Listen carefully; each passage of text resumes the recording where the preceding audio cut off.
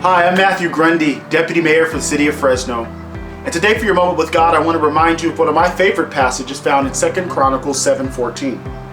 It says this, "If my people, which are called by my name, will humble themselves and pray, and seek my face, and turn from their wicked ways, I will hear from heaven, I'll forgive their sin, and I'll heal their land." Notice that God offers this to His people. He calls on His people, not those people.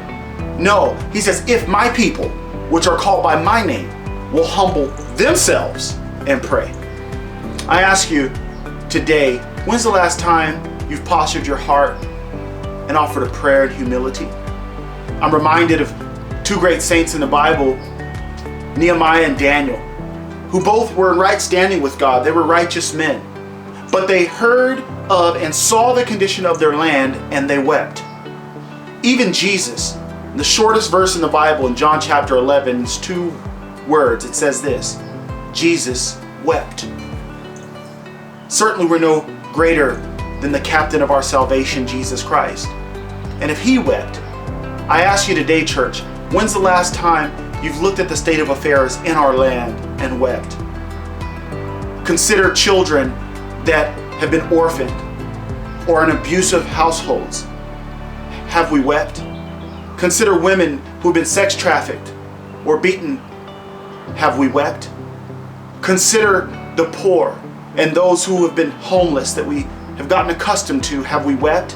Consider those who have been in addictions. Have we wept? Or those who've been widowed. Have we wept? Even those who've been marginalized, disadvantaged, and left behind and unheard. Have we wept? It's our call as a church that if His people, which are called by His name, will humble themselves and pray, He gives a promise.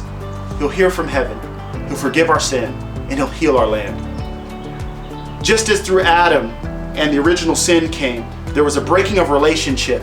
But secondly, the first thing God said is, cursed is the ground for your sake.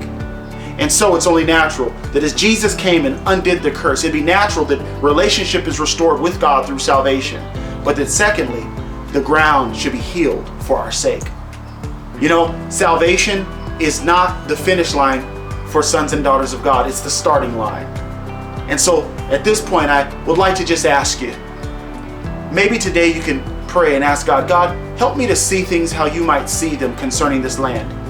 And maybe it might lead us to a heart of compassion, that we might pray and in humility weep. And out of that God would hear from heaven, forgive our sin, and that He might heal our land. I love you. Have a great rest of your day.